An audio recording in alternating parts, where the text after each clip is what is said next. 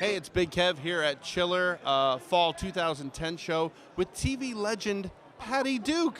How are you? I'm wonderful, thank you. I'm very excited to be here. As I mentioned to you earlier, I've never done this before, and I find myself not doing my signature, but stargazing. I see a lot of people that I've worked with through these 55 years, and some that I've just wanted desperately to work with. Let's talk about those 55 years in brief, if we can. The Patty Duke Show, 1963. Tell us a little about that.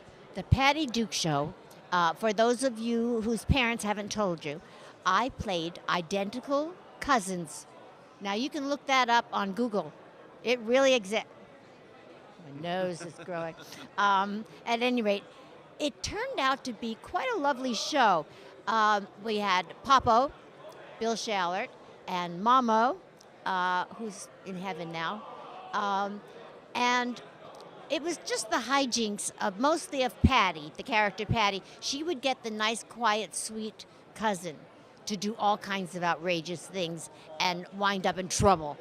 And she would, get out of it somehow. At any rate, it was back when we really told stories. It was back when the mother and father were the mother and father. And I had no idea at the time that that was the case. But as I look back on it now, I see why families liked it, because it was very much a family structure. Let's talk about your association with the Helen Keller story, The Miracle Worker, and what an association you have. Lifelong. I was 12 years old when Anne Bancroft and I created our roles in The Miracle Worker on Broadway, and it has been a part of my life almost on a daily basis all these years. When I was having my own struggles of depression, one of the few things that would give me hope was that I knew so well that Helen and Teacher had all the odds against them, and they made it. And so when I go to visit Tuscumbia, Alabama, Helen's birthplace, I am treated as if I am Helen, and so I behave. And then, of course, in your adulthood, then you switch it up. You play the teacher, and Melissa Gilbert plays Helen. My darling Melissa Gilbert. First of all, a treasure of a person, and a wonderful actress. And it's interesting. We now have a bond similar to the one that I had with Anne Bancroft. There is something that galvanizes the spirit for you about that play. Do you think it's the close working relationship of the two characters? I think that you learn, if you are not good at trusting people, you learn to trust that person, and you put your life in her hands, because it gets very violent, and she put hers in mine, and it's one of the many valuable lessons I learned from my association with Helen Keller and Teacher. And we'd like to take a minute and talk about a couple of things you produced, which would be Mackenzie and Sean. I was going to say the same thing. Yes, Sean, Patrick Aston. When I go around the country speaking now, I often have myself introduced as Sean Astin's mother because he's so popular and he's such a good guy. He did do a couple of good movies a couple years ago. Not bad. Well, let me see. Was it Lord of the... Something. Yeah. And, oh, God, wasn't he adorable in that? He did a movie that didn't get such splash called Rudy. Yes. And I'm telling it's Mom's favorite, I think, because it is Sean. And Mackenzie has decided to come back into the business. He went away for a while, wanted to do other things, and of course, getting back in the business is like starting from below the ground up.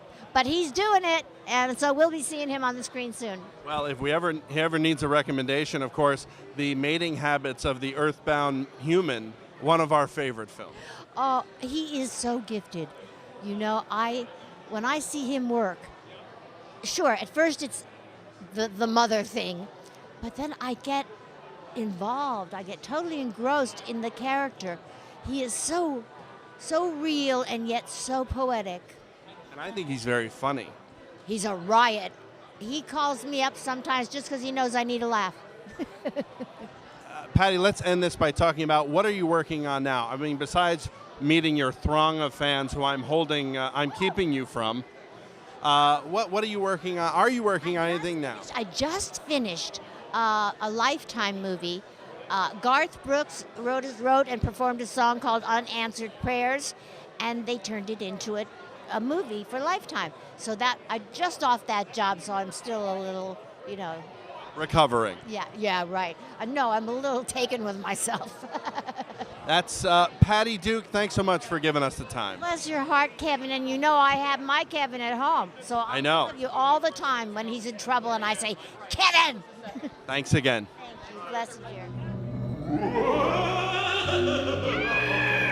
Hey, it's Big Kev. I'm here with Patricia Quinn from the Rocky Horror Picture Show. How are you, Patricia? I'm very well, thank you. I'm very happy to be here in New Jersey. It's lovely. Let's talk about the enduring fan base and fanaticism about the Rocky Horror Picture Show. What is that like for you? Bliss. Well, there's only one word for that. It's wonderful. I mean, we're 35 years young this Halloween. Do you know what I mean? It's extraordinary. And I've signed the first Blu-ray this evening. So I'm Dorian Gray. I'm in the cupboard, getting older and older. And out there, she's getting younger and younger. And better and better. Whoa! And of course, in addition to the Rocky Horror, the other great cult film, of course, Shock Treatment. Yes. How do you feel? What does that got to be like to be in two of the greatest cult movies ever made? Wow, it was Shock Treatment one of the greatest? I think it is. Oh, I'm delighted. Thank you. I think that's fine. We were a good little team. We chose well in the beginning. And actually, it's just like Richard O'Brien said, because the whole point was we began on the stage at the Royal Court Theatre in London in a 60-seat room, and the theatre upstairs at the Royal Court. And so if you consider that Tim Curry actually played on the stage in London, then LA, then Broadway, so he kind of almost played Frankenfurter on stage for almost 2 years. So I think it's quite brilliant that O'Brien points out when Frankenfurter got into the movie, the monster grew and grew. Because I was just in Atlanta, Georgia, and they had a shadow cast, and they did a 3,000-seater film. And I was watching the shadow cast boy. He's the first black Frank I've ever seen. And it was so wonderful hearing that voice coming out of his mouth. Do you know what I mean? And he was brilliant. But I suddenly was watching how he had to work, all the kicking and the strutting and the stuff. And I thought, God, Tim Curry was brilliant. Sorry, it was exciting seeing it again, I'm sure it has to. It's wonderful that you can, 35 years later, still see something like that and still have it affect you that way. I know, that really, it turns me on. Patricia, what are you doing nowadays? Well, I just finished a film with Stephen Frears, which has come out in England and Paris, I know, called Tomorrow Drew. It's a very sort of... it's rather brilliant. It's been a hit with Gemma Atherton, and that's been very exciting. And at the moment, but then I don't know if I should mention this, but we're just talking about doing a stage show in the West End of Whatever Happened to Baby Jane. Wow! And who would you play? I wonder. Patricia Quinn, thanks so much for giving us the time. My pleasure. Thank you. Thank you.